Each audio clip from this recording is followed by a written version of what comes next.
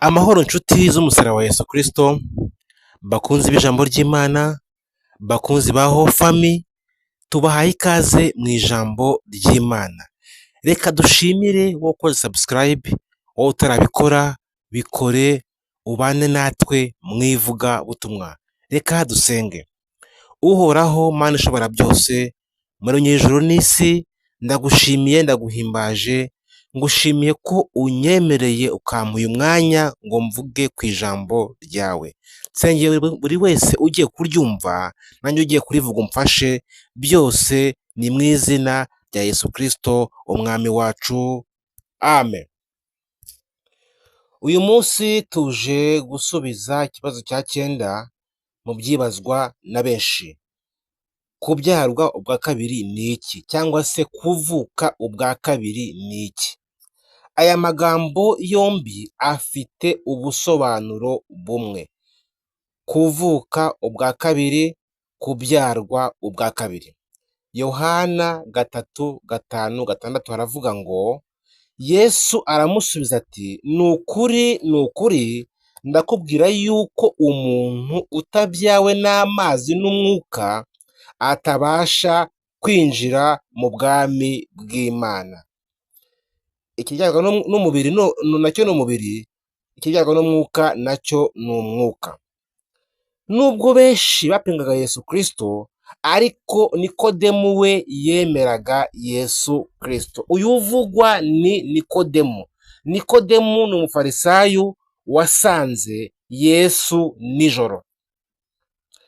Reka twibaze, ubundi abafarisayo ni bantu ki? Dore ibintu bitatu bibagaragaza cyangwa se byerekana umufarisayo uwo ari we. Icya mbere, abafarisayo bari itsinda ry'abayahudi bazwiho kwandika amategeko n'imigenzo ya kera. Icya kabiri, abafarisayo bisobanura iki? Ubundi abafarisayo bisobanura abitandukanije cyangwa se abantu batandukanye n'abandi. Mu mvugo y'ubu ngubu umuntu yavuga ngo ni intiti cyangwa se ni abantu bize cyane mu mvugo y'ubu ngubu. Icya gatatu, Bibiliya mu Isezerano Rishya ibagaragaza nk'indyarya. Uyu rero Nikodemu wasanze Yesu yari umufarisayo. Reka twibaze, kubera iki yasanze Yesu nijoro? Dore igisubizo. Ntabwo ashaka ko abantu bamubona, cyangwa se ntiyifuzaga yuko hagira umuntu n'umwe umubona. Nikodemu kubera ko yari umuntu uzwi, yihagararaho, ahitamo kugenda nijoro aho benshi baba basinziriye ndetse bahuze. Nikodemu yahisemo gusanga Yesu nijoro kubera ko abantu benshi baba basinziriye ndetse abenshi baba bahuze. Kubera ko iyo utari wihana ibyaha, utarizera Yesu, make shitani utaramusenyera, iteka ryose ugira isoni. Ariko iyo wakiriye Yesu Kristo, ubwe hari ibintu bitatu by'ingenzi aguha. Umuntu wese wakiriye umwami Yesu, wizeye umwami Yesu, dore ibintu bitatu by'ingenzi ahita aguhereza mu buryo bwihuse. Icya mbere, umuntu wese wakiriye Yesu Kristo amuha gushira ubwoba. Icya kabiri, umuntu wese wakiriye umwami Yesu amuha gushira amanga. Icya gatatu, umuntu wese wakiriye Yesu aratinyuka imbere y'Imana ndetse n'abantu. Nikodemu rero uyu nguyu, ibintu tuvuze bitatu Yesu atanga ntabyo yari afite, kubera ko niyo mpamvu yasanze Yesu Kristo nijoro akagenda yihisha bitewe n'uko ubwe yari afite ubwoba. Icya kabiri, ntabwo yari ashize amanga. Icya gatatu, ntabwo imbere y'abantu yari atinyutse. Kubera iki? Tugiye kubivuga hepfo gatoya. Nikodemu yari umunyedini.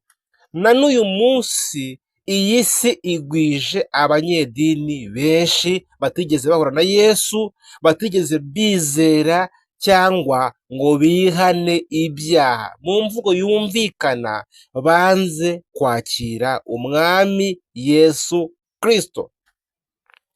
Reka twibaze, ubundi kuvuka ubwa kabiri bisobanuye iki?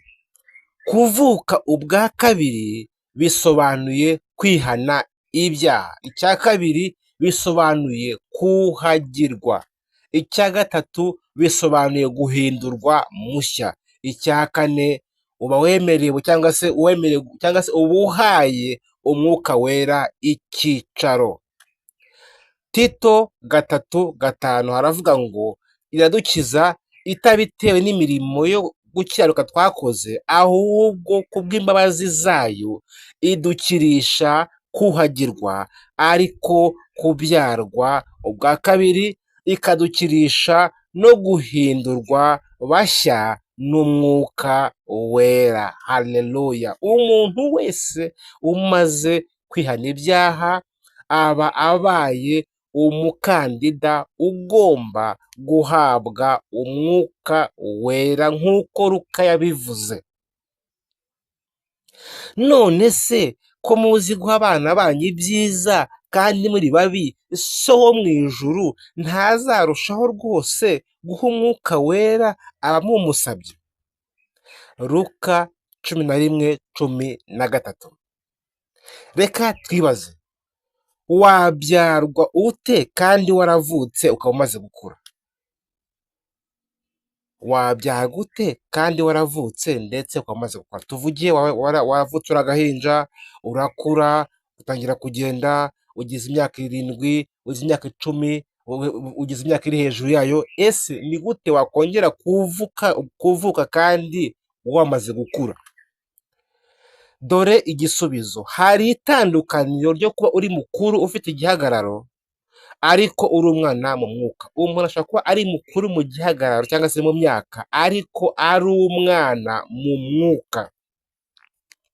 Rero kwihana ibyaha ntabwo bisaba imyaka cyangwa igihagararo. Dusubiremo, kwihana ibyaha ntabwo bisaba imyaka cyangwa igihagararo.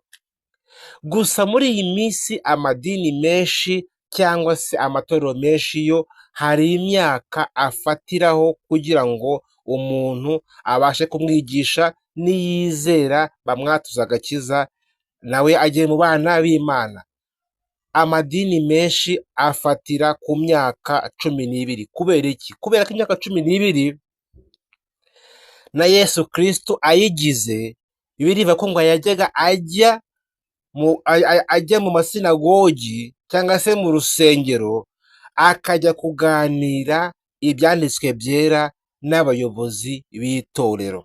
Niyo mpamvu iyi myaka 12 amadini menshi, amatorero menshi ariyo myaka bafatiraho. Icya kabiri ni uko imyaka 12 aribwo umuntu aba atangiye kumenya gutandukanya ikibi ndetse n'icyiza. Reka twibaze, kuki ari ngombwa kubyarwa ubwa kabiri? Dore igisubizo. Ni ukugira ngo tugirane ubusabane n'Imana cyangwa se tugarure ubusabane bwacu n'Imana. Dore aho Yesu Kristo atandukaniye na bamwe cyangwa se n'abavugabutumwa cyangwa n'abigisha abo ari bo bose.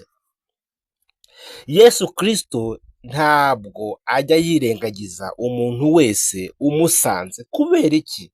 Yesu Kristo iyo umusanze ku manywa arakwakira, umusanze nijoro arakwakira, uje mu mvura arakwakira, uje ku izuba nabwo Yesu Kristo arakwakira. Kubera ko Yesu Kristo umwana w'Imana ntabwo ajya yirengagiza, yakira umuntu wese uko aje amusanga aramwakira. Ikindi, Yesu Kristo ntabwo ajya yirengagiza nk'uko abantu babigenza. Burya abantu benshi bamwe birengagiza abantu, ariko Yesu Kristo we umusanze wese ntabwo ajya amwirengagiza, akwakira uko uri. Nubwo waza umusa gute, usa nabi, ibyaha ari byinshi, Yesu Kristo we arakwakira kuko ni umunyempuhwe, ni umunyembabazi. Yesu Kristo yuzuye ubuntu ndetse n'imbabazi. Dore ibintu bitanu abera mwese mugomba cyangwa se musabwa. Icya mbere, umukristo wese, uwera wese cyangwa se uwera wese, bityo ko Bibiliya yita abakristo abera, abatambyi, abizera. Bivuze rero ngo dore ibintu bitanu abizera, abera cyangwa se abakristo mwese musabwa. Icya mbere, umukristo wese agomba kubatizwa mu mwuka wera, cyangwa se agomba kuwusaba kandi agomba kubatizwamo. Icya kabiri, agomba kubona impano z'umwuka wera. Tubibutse ko impano z'umwuka wera zihabwa umuntu wamaze kubatizwamo gusa. Icya gatatu, ntabwo watsinda kamere udafite umwuka wera. Ntabwo ushobora gutsinda kamere mu gihe udafite umwuka wera. Icya kane, umwuka wera niwe uzazamura itorero. Uyu munyenga w'umwuka wera azawuha abizera gusa. Abizera bonyine nibo bonyine bazazamura, kandi umwuka wera niwe uzazamura itorero. Murumva ye ko ari ngombwa ko abizera mwese mubatizwamo. Icya gatanu, mugomba kuyoborwa nawo. Abizera mwese mugomba kuyoborwa n'umwuka wera. Muri iyi minsi hateye abantu benshi bagenda babaza ibibazo byinshi bimeze nk'aho badasobanukiwe, ukumva umuntu yaravuze ngo mukozi w'Imana, mwigisha, muvugabutumwa, ese ndamutse nkoze kino kintu cyaba ari icyaha cyangwa si icyaha? Maze ukumva arabaza ibibazo bimeze gutya. Dore igisubizo Bibiliya itanga. Impamvu umukristo ashidikanya ibyaha n'ibitari ibyaha akabaza bene ibibazo, bivuze yuko ntabwo ayoborwa n'umwuka wera. Kubera ko umwuka wera uwo ayobora wese aba afite uburyo agenda. Make mu yindi mvugo, ibi byose bikemurirwa aho tutareba. Umuntu n'umwuka wera ubwe baraganira bakagira ibyo bumvikana. Mu yandi magambo, umwuka wera aha umukristo umurongo wo kugenderaho. Umuntu rero umwuka wera ayobora ntabwo abaza bene ibibazo bitewe n'uko umwuka wera ubwe akwereka ibyo wemerewe gukora, ibyo utemerewe, n'ibyo ugomba kwirinda. Umuntu wese umwuka wera ayobora, hari ibintu bitatu agomba kumwereka. Icya mbere, akwereka ibyo wemerewe gukora nk'umuntu uri muri iyi si. Icya kabiri, akwereka n'ibyo utemerewe. Icya gatatu, akwereka n'ibyo ugomba kwirinda. Abaroma 8:14 haravuze ngo abayoborwa n'umwuka wera nibo bana b'Imana. Udafite umwuka wera wese abura icyerekezo. Umuntu wese udafite umwuka wera abura icyerekezo. Ariko abo umwuka wera ayobora, cyangwa se ababana n'umwuka wera bakemera kuyoborwa nawo, abangaba bose bo baratuje, kubera ko bazi ibyo bagomba kwirinda, ndetse bazi n'ibyo bemerewe gukora, bazi n'ibyo batemerewe, kuko umwuka wera ubwe arabaganiriza, akabaha umurongo, akabaha icyerekezo n'uburyo bagomba kwitwara.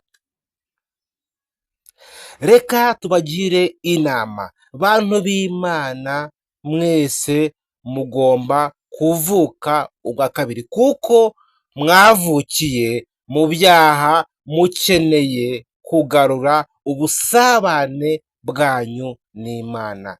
Bantu b'Imana muragomba, musabwa kuvuka ubwa kabiri, kubera ko mwavukiye mu byaha, mukeneye cyangwa mugomba kugarura ubusabane bwanyu hagati yanyu n'Imana.